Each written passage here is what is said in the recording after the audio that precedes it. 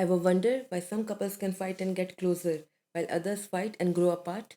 Or when your partner says, "You don't understand me," do you actually know what they mean? Yes? Then let's dive into the skill that makes the difference between the couples who grow together and the ones that grow apart. It is emotional damage. You have it? On a serious note, it's emotional intelligence. Here's what we are going to do today. First, we'll break down exactly what emotional intelligence is and isn't, so we are on the same page. Then, I'll show you how this actually plays out in relationships, with some scenarios you'll definitely recognize. And finally, I'll share some simple practical ways you can strengthen this skill, both for yourself and in how you connect with your loved one. So, what exactly is emotional intelligence? It is your ability to understand, manage, and respond to your and your partner's emotions effectively. There are four key aspects to it. Four: self awareness, self regulation, empathy, and my favorite, social skills. But here's the tricky part: not everything that looks like emotional intelligence actually is. Here are a few instances where how you can spot manipulation masked as emotional intelligence. Thank me later. I know you better than you know yourself while dismissing your actual feelings. I'm just being emotionally intelligent by pointing out your patterns while constantly criticizing you. Aw, you're too sensitive. After hurting you, then claiming they understand emotions better. These are some of the many instances where manipulation was disguised as emotional intelligence. But what's the difference? Real emotional intelligence builds safety and understanding, while fake emotional intelligence is used as a way to control or dismiss you. Have you seen this kind of tricks? If any of those examples felt familiar, you're not broken. You're learning to recognize the difference, and the act of recognition in itself is emotional intelligence in action. Now, we know what is emotional intelligence and what it is not, but why is it so important? Why am I yapping? Because lack of emotional intelligence leads to endless cycle of same misunderstandings. Partners feel unheard and disconnected. Minor issues become major conflicts. Emotional distance grows over time, and you end up loving someone you don't actually understand. Heartbreaking, isn't it? But its presence can turn conflicts into conversations, build deeper intimacy and connection, help problems get solved instead of repeated. You don't just love your partner, you actually know how to love them effectively. And isn't that better? We all want emotionally intelligent partners who's empathetic, respectful, self aware, can regulate their emotions, this, that, and everything. But are we ourselves emotionally intelligent? I'm going to give you two scenarios. I need you to take a moment and honestly assess what would be your immediate reaction. Picture this: you had an absolutely terrible day at work. Your boss criticized your project in front of everyone. You spilled coffee on your shirt and you are running late to everything. By the time you reach home, you are exhausted and frustrated, understandably.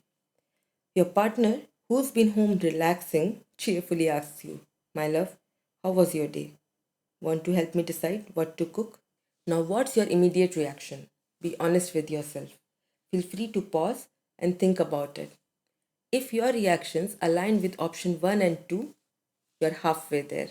You're already showing self awareness and emotional regulation. Yay! But can you read your partner's emotions? Let's check that with the second scenario.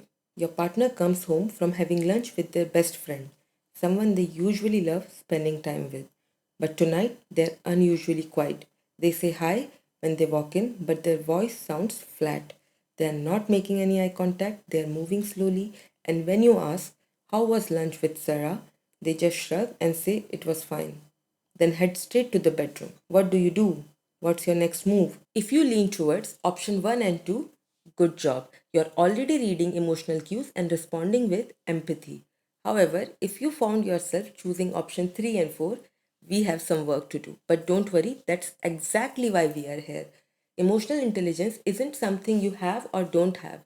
We all start somewhere, and small improvement can make a big difference. I need you to test this with your partners as well and let me know their reaction in the comments. Now let's look at some of the ways how we can strengthen this skill. Remember those four building blocks I mentioned earlier? self awareness, empathy, emotional regulation, and communication skills. We are going to need them for our growth. Let's start with self awareness. Try emotional journaling. At the end of each day, write down what you felt and what triggered it. Practice the pause technique. Before responding in conflict, take 3 breaths and ask yourself, what am I actually feeling right now? Pausing to take a moment for yourself can take you long way. It has definitely helped me. Next up, developing empathy. Listen for feelings, not just words. When your partner complains about work or any other aspect of their life, they might be saying, I need support, not fix this problem. But if you want to solve their problem because you obviously want to help, validate first. Start by saying that sounds really frustrating or I understand why you are worried before offering any solutions. And most importantly, ask instead of assuming. What do you need from me right now? Instead of guessing. Remember, you don't have to be perfect at this. Even trying to understand your partner better is progress. Now let's look at emotional regulation. Practice name it to tame it. Say, I am feeling overwhelmed and need 10 minutes instead of just shutting down.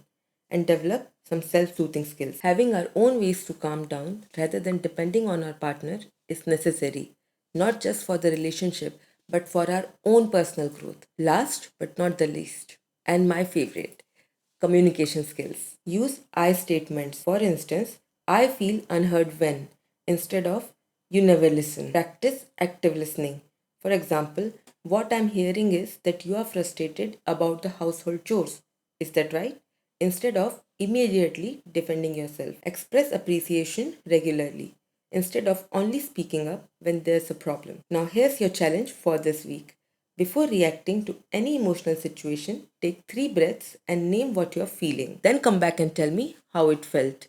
If you try to incorporate even one thing from today, it's already a meaningful start. I am curious to know what you feel are the ways I can strengthen emotional intelligence. Please let me know in the comments. And before I go, I need you to imagine something. Imagine having a partner who truly gets you, not just your words, but your emotions, your needs, your heart. Nice, right? Now imagine being that partner for them. That's what emotional intelligence creates, a bond where you feel deeply understood and genuinely supported. Remember, building emotional intelligence is not a destination, it's a journey. And your relationship deserves partners who don't just love, but know how to love each other well. If my feelings resonated with you, do let me know. I will see you in the next episode on intellectual compatibility. Bye. Bisous.